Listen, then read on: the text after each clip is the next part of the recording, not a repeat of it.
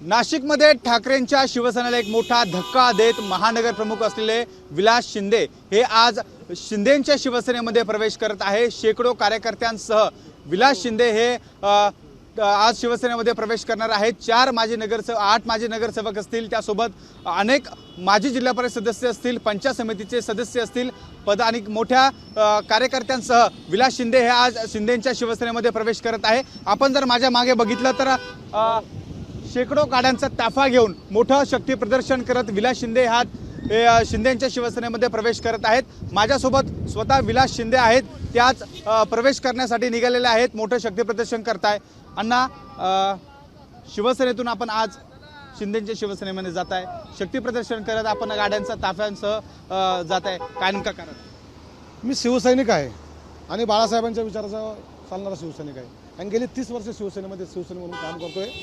मग नगरसेवक असेल किंवा गटनेता असेल, महानगर प्रमुख असेल, उपजिल्हा प्रमुख, असे अनेक पदावरती मी काम केले। परंतु खऱ्या अर्थानं आमची ज्या ठिकाणी कामाचं मूल्यमापन होणं अपेक्षित होतं ते मूल्यमापन झालं नाही। आम्ही यापूर्वीच आमदार खासदार होऊ शकलो असतो, परंतु आमच्या मागून आलेल्या लोकांना आमदार केलं, खासदार केलं आणि ते लोक पक्षही सोडून गेले। तो पक्षप्रमुखांचा अधिकार आहे तो आणि नेत्यांचा अधिकार ते ठरवतील। परंतु काल परवा झालेल्या जे काही फेरबदल आहे संघटनेमध्ये त्याच्यामध्ये माझ्यापेक्षा ज्युनियर असलेल्या माणसाला त्या ठिकाणी जिल्हा प्रमुख करण्यात आलं आणि मला वाटतं हे माझ्यासारखा सामान्य आणि निष्ठावान शिवसैनिकांचा हा अपमान आहे, अवमान आहे। आणि माझी नाराजी ही पक्षप्रमुखांवर नाही आहे, माझी नाराजी ही संजय राऊत साहेबांवर नाही आहे, तर जे काही मधले लोक आहे जे आमच्या कामाचं मूल्यमापन वेगळ्या पद्धतीने त्या ठिकाणी मांडतात। मीच नाही, असे अनेक ठिकाणी असं मूल्यमापन चुकीच्या पद्धतीने मांडलं जातं। कारण आमची जर खरी ताकद, आमची जर खरी ओळख जर पक्षप्रमुखांपर्यंत पोहोचली तर त्यांची किंमत कमी होईल आणि त्यांची किंमत टिकवण्यासाठी ते आमच्यासारख्या कार्यकर्त्यांना नेहमीच अवमान करतात, डावलतात आणि म्हणून हा अवमान किंवा हा अपमान सहन होता। आज सगळ्यांनी आम्हाला ठरवलं का आता आपल्याला खऱ्या अर्थानं बाळासाहेबांचे विचार जिथं आहेत ते शिवसेनाचे ज्या पद्धतीने काम करते, मुख्यमंत्री उपमुख्यमंत्री म्हणून एकनाथ शिंदे साहेबांनी महाराष्ट्रामध्ये चांगलं काम केलं, महायुती सरकार म्हणून त्या ठिकाणी चांगलं काम होते आणि महायुतीचे हात बळकट झाले पाहिजे, शिंदे साहेबांचा आधार दिला किंवा त्या ठिकाणी आमचं जाणं उचित राहील आणि शिंदे साहेब हे कामाचं आणि कार्यकर्त्यांचं मूल्यमापन योग्य वेळी त्या ठिकाणी त्यांना न्याय देण्याचं काम ते नेहमीच करतात, कारण ते एक शिवसैनिक आहे। आणि यापूर्वी सुद्धा एकनाथ शिंदे साहेबांच्या प्रतिमा आमच्यासारख्या शिवसैनिकांसमोर वेगळी मांडण्यात आली आणि तीच घेऊन आम्ही चाललो। परंतु आता असं होणार नाही, शिंदे साहेब काय आहे, त्यांचं काम काय आहे ते आम्हाला चांगलं माहिती आहे। आणि आता या काळामध्ये आज ट्रेलर सरपंच चला, हा तर ट्रेलर बॉबी चाल, हा ट्रेलर आहे।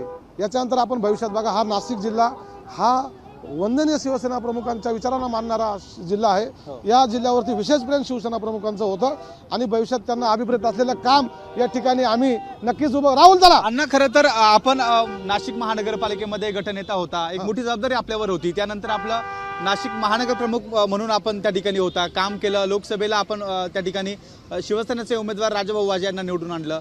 मात्र नेमकं कुठे आपली नाराजी होती हे आपण पक्षश्रेष्ठींना का सांगितलं? माझं तेच म्हणणं आहे की आम्ही आजपर्यंत पक्षाबरोबर सोबत आहोत। माझा एकमेव प्रभाग असा आहे जिथे 4ही नगरसेवक शिवसेनेचे आहे। आमचा एकही पदाधिकारी, एकही नगरसेवक त्या ठिकाणी फुटला नाही आजपर्यंत। 3.5 वर्षापूर्वी पक्ष फुटला, परंतु आमचे लोक फुटले नाही।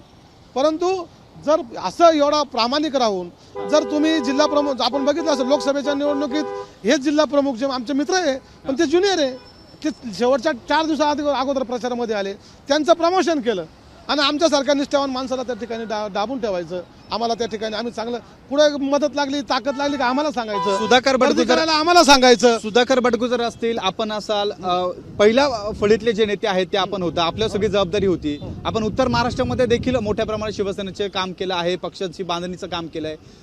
जी नाराजी होती ती उद्धव ठाकरेंपर्यंत आपण का पोहोचवली नाही आधी? नक्कीच यापूर्वी सुद्धा माननीय पक्षाचे नेते संजय राऊत साहेब यांना ह्या सगळ्या गोष्टी निदर्शनास मी आणून दिलेल्या आहेत। त्या गोष्टीला आता 25-30 दिवस होऊन गेलेले आहे। साहेबांनी मला ऐकून घेतलं, मला सांगितलं मी येतो, आपण त्याच्यावरती चर्चा करू, बघूयात, मार्ग काढू।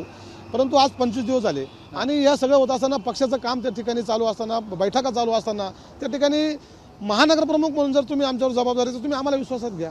परंतु जे काही मधले, मी खालचे नाही म्हणत, किंवा जे मधले नेते जे आहेत ज्यांचं स्वतःचं नेते पण त्यांना टिकवायचं आहे, म्हणून आमच्यासारखे उमेदीचे कार्यकर्ते आजपर्यंत त्यांनी खितपत मीच नाही, या जिल्ह्यात तुम्हाला शोधा अनेक सापडतील. त्यांचं काम चांगलं होतं, परंतु शेवटी ह्या लोकांच्या हट्टापायी आणि ह्या लोकांचं अस्तित्व स्वतः त्यांना टिकवण्यासाठी ह्या लोकांना बाजूला त्यांनी ठेवण्यात आलं. आणि म्हणून असं जर होत राहिलं, जिथं मूल्यमापनच होत नाहीये, नेत्यांपर्यंत पक्षप्रमुखांवर आमचं मूल्यमापनच जात नाही, त्यांना काय समजणार आहे कोण कामाचं. तुम्हाला आजही असं म्हणायचं आहे की शिवसेनेमध्ये उद्धव ठाकरेपर्यंत जे निरोप जातात ते चुकीचे जातात किंवा उद्धव ठाकरे कार्यकर्त्यांचं मत ऐकून घेत नाही? माझ्यावरून माझा अनुभव जो आलेला आहे मला स्वतःला, मी काय हलक्या कानाचा माणूस नाही. मी 30 वर्षापासून संघटनेसोबत प्रामाणिक आहे.